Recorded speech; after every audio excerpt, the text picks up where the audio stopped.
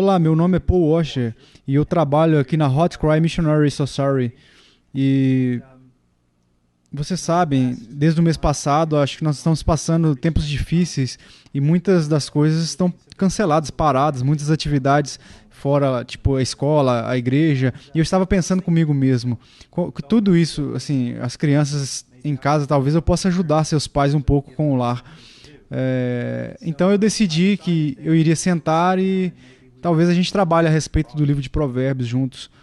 Eu tenho sido pai por muitos anos. Meu filho mais velho está pronto para ir para a faculdade. E eu tenho tempo com meus filhos. Acho que nós examinamos o livro de Provérbios muitas vezes. E sempre que fizemos isso foi uma bênção. E por isso eu espero que seja uma bênção para vocês também. Agora, para qual faixa etária nós vamos gravar? Eu acredito que o alvo tem cerca de 12 anos e eu também acredito que as crianças abaixo dessa idade se beneficiarão, mas também acho que as crianças e talvez até os adultos vão se beneficiar. A partir daí, muitas vezes, quando tenho procurado ensinar as crianças em um determinado lugar, os adultos vêm até mim e dizem: "Uau, eu até hoje não tinha entendido esse texto", e assim vamos refletir no livro de Provérbios. Será muito, muito informal. Então, vamos ler os versículos de 1 a 7 em Provérbios 1, falando sobre a utilidade deles.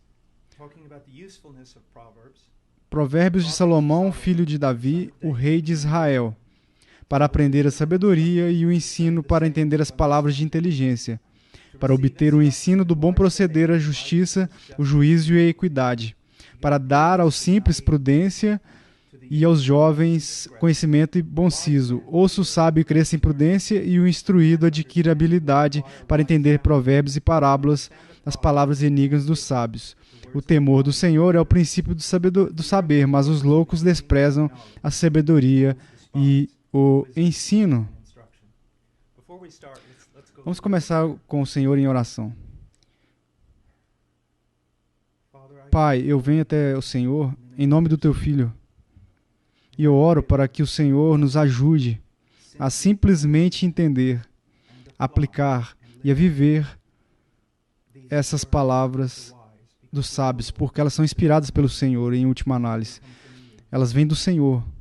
Que as suas escrituras são inspiradas, toda palavra procede da sua boca, Senhor. Portanto, ajude-nos, Senhor. Ajude aqueles que estão ouvindo, especialmente os jovens, a se tornarem sábios para a salvação. Ajude-os a crescerem em sabedoria de como eles devem viver como cristãos. Senhor, por favor, ajude-nos. Em nome de Jesus. Amém. Agora, a primeira coisa que eu quero fazer é falar a respeito do que é adequado, e eu quero que você pense em dois aspectos diferentes de um provérbio. Antes de mais nada, todos sabem disso. Como eu disse na minha oração, as escrituras são inspiradas. Elas aparecem, elas vêm da mente e da boca de Deus. São as palavras de Deus. E elas carregam essa autoridade, essa sabedoria, essa onisciência. Nunca duvide que quando nós estudamos essa sabedoria, elas não são apenas algumas observações de alguns homens muito velhos e sábios. Essas são as mesmas palavras de Deus.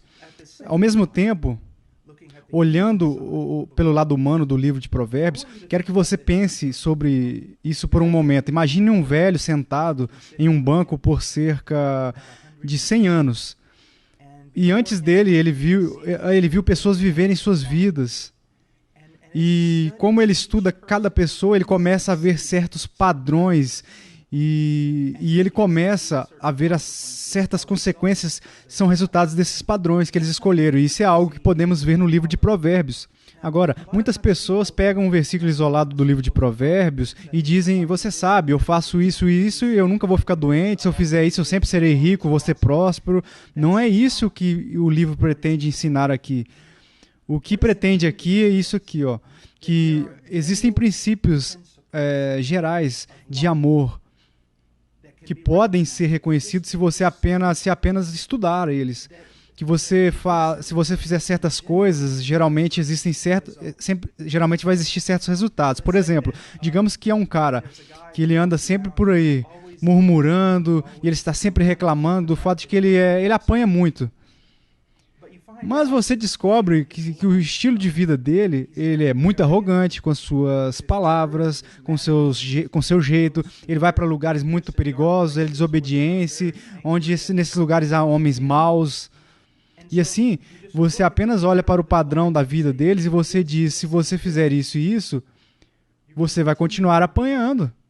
Enquanto se você parar de fazer essas coisas e fizer outras coisas, você vai apanhar menos. Ou você vê alguém que é muito diligente em seu trabalho, muito respeitoso, muito diligente. Em geral, quando você vê pessoas assim, de fato eles vão prosperar. Agora, isso não significa que eles não vão adoecer, não significa que eles vão passar por momentos difíceis e terríveis, ou que mesmo que eles não vão sofrer pobreza, mas o que isso significa é um princípio geral, que se você vive desse jeito, você vai ver tipos de resultado, e é isso.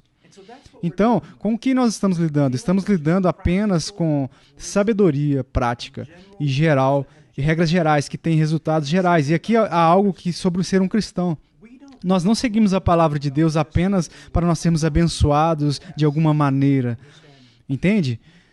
O que eu quero dizer com isso? E o que eu quero dizer com isso, provisoriamente, ou que eles prosperarão, que seremos capazes de eliminar a dor, o sofrimento e as provações em sua vida. Não é por isso que seguimos princípios. Seguimos os princípios das Escrituras para honrar a Deus, para honrar Ele. Você entende? E honrar Deus, aqueles que o honram, sempre vai bem para eles as coisas, para quem o ama e tem esse chamado. Agora, às vezes, esse bem inclui disciplina, inclui momentos de julgamento, porque Deus, quando Deus fala sobre fazer o bem em nossa vida, o seu padrão é muito maior do que o nosso. Jovem, você quer saber o verdadeiro bem no final? Qual é o verdadeiro bem no final? Para a sua salvação, e que você esteja em conformidade com Cristo, que você seja mais parecido com Jesus Cristo. Esse é o maior bem que você pode perseguir. E por isso, se nesse processo eu tenho que passar por tempos difíceis de provação e sofrimento. E todo tipo de coisas que esses tempos trazem podem até ser muito assustadores para mim, mas tudo bem. Eu entendo que Deus é soberano, que Ele está trabalhando com tudo isso. E Ele está trabalhando com isso para o meu bem maior. Agora, escute-me. Houve um tempo em que eu tinha sua idade. Era como se eu não conhecesse 1.500 anos atrás. Eu posso dizer que passa tão rápido, muito rápido.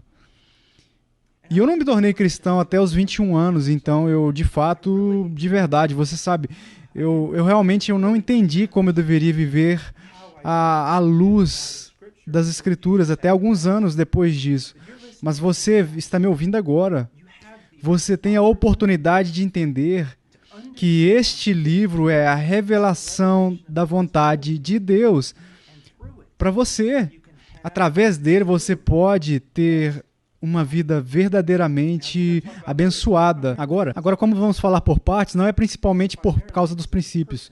É principalmente por causa da pessoa que revela Jesus Cristo. Porque você pode conhecer todos os princípios do mundo e pode até ser o homem mais obediente e sábio do mundo e, no entanto, não ter nada. Jovem, você não tem nada sem Jesus Cristo. Confie em mim nesse ponto. Mas não confie em mim. Confie no que as Escrituras dizem. Agora, eu quero olhar para algo que é muito, muito importante. E você conhece alguém? Alguém me perguntou por que você lê os livros de Provérbios tantas vezes. Eu disse, bem, porque há muita sabedoria lá. As pessoas dizem, bem, o que dizer do Evangelho? Posso garantir-lhes, na minha família, passamos pelo Evangelho quase todos os dias. Mas eu não quero que você veja o Evangelho como independente do livro de Provérbios. É aí que as pessoas estão errando, da mesma maneira como a lei. Eles erram a respeito da lei, porque eles olham para a lei e não no contexto do Evangelho.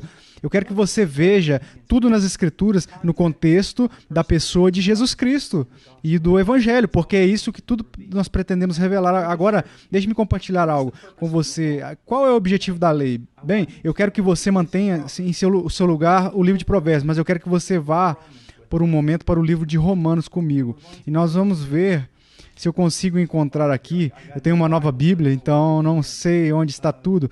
Vamos a Romanos 3, e eu quero que você veja algo que é extremamente importante. Qual é o propósito da lei?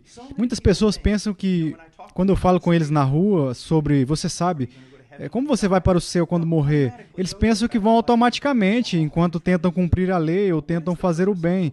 Mas qual é o propósito da lei? No capítulo 3, versículo 19. Ora, sabemos que tudo o que a lei diz aos que vivem na lei, o diz para que se cale toda a boca e todo mundo seja culpável perante Deus, visto que ninguém será justificado diante dele por obras da lei, em razão de que pela lei vem o pleno conhecimento do pecado. Então, qual é o objetivo, o verdadeiro propósito da lei? Bem, lá existem grandes princípios, a revelação do caráter de Deus, santidade, há muito a respeito de como viver, mas o verdadeiro propósito da lei é revelar a você que você pecou e que porque você pecou, você não pode salvar a si mesmo. E você precisa de um Salvador. E sendo assim, a lei nos direciona para o Evangelho, para Jesus Cristo, que viveu a vida perfeitamente. Você e eu não vivemos. E morreu sofrendo as penalidades por toda a nossa desobediência.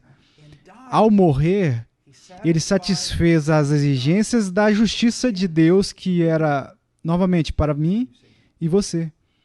Você entende? Ele fez que com o seu sofrimento em sua morte, no terceiro dia ele ressuscitou dentre os mortos, e ele hoje está sentado à destra do Deus Pai. Tudo que é evidência do seu trabalho no Calvário foi suficiente para te salvar e para me salvar. Vocês sabem que eu estive no ministério por muitos anos. Havia muitos perigos pelos quais eu passei, muitas dificuldades que eu enfrentei.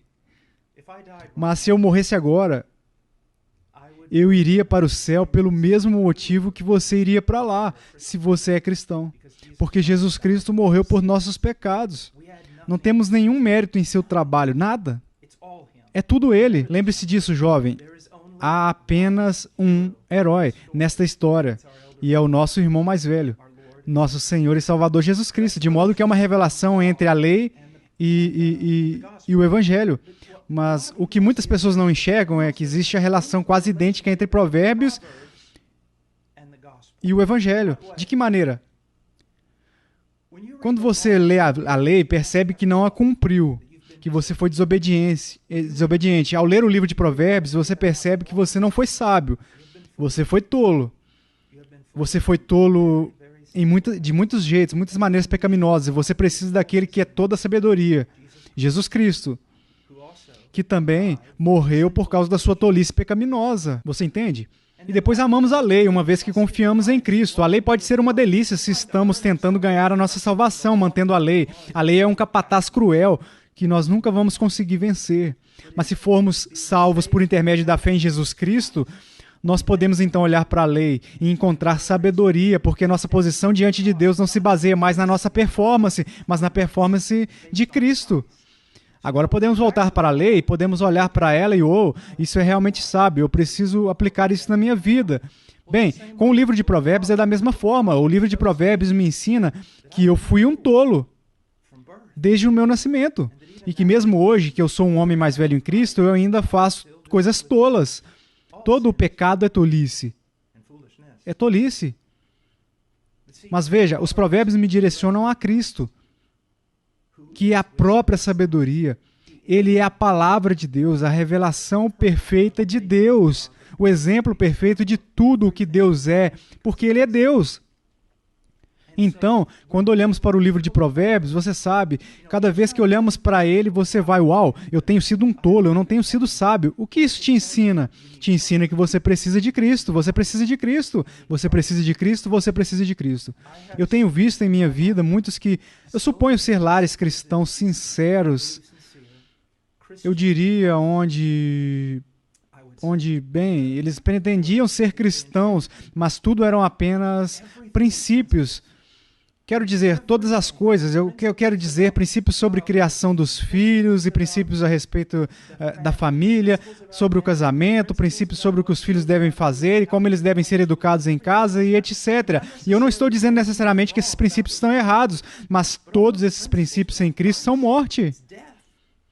São morte e são apenas religião. São apenas justiça própria que vai te sustentar e te fazer uma pessoa arrogante. Sim, precisamos ter princípios, mas agora me escute bem, ok? Vamos chegar ao fim porque eu prometo não passar de 15 a 20 minutos com vocês. Agora, me escute com muito cuidado. O cristianismo tem regras e tem mandamentos que Deus fez e você precisa levá-los muito, muito a sério. Mas o cristianismo, ele não é uma religião ética no sentido de que nos salvamos por manter certos princípios. Isso não é o cristianismo. E, de fato, existem apenas duas religiões no mundo, o cristianismo e todas as outras religiões, porque todas as outras religiões têm algo em comum. Você faz isso, e faz isso, faz isso, faz isso, e você não faz aquilo e não faz aquilo. E talvez, no final, Deus vai pesará você na balança e você vai ser salvo. Isso não é cristianismo. Você entende? Nós falhamos. E se Deus nos pesar nessa escala da sua lei, da sua vontade, do seu caráter, da sua palavra, bem, não há esperança. Veja, o cristianismo é diferente de todas as outras religiões. Por quê? Porque temos um Salvador. E não somos nós. É alguém fora de nós. É Deus se tornando homem e morrendo no Calvário. A pessoa gloriosa de Jesus Cristo. Ele é tudo. Tudo. Ele é tudo. Tudo. Você sabe, em Jeremias nos ensina que para os homens fortes não se gloriarem na sua força, para os ricos não se gloriarem na riqueza, o sábio não se gloriar em sua sabedoria. Ele diz que se alguém tem de se gabar em algo, que se alguém se gabe em conhecer a Deus, e conhecer a Deus na pessoa de Jesus Cristo, nosso Salvador. E por isso, não vamos muito longe, mas acho que, tudo bem, agora, quando voltamos, quando retornarmos, o que nós vamos ver é que há um relacionamento que eu quero mostrar para vocês entre Davi e Salomão, entre os dois. E nós vamos ver como não precisamos estar em um extremo nem no outro, mas nós precisamos ser homens e mulheres piedosos. Então Deus os abençoe e eu os vejo na próxima lição. Bye, bye.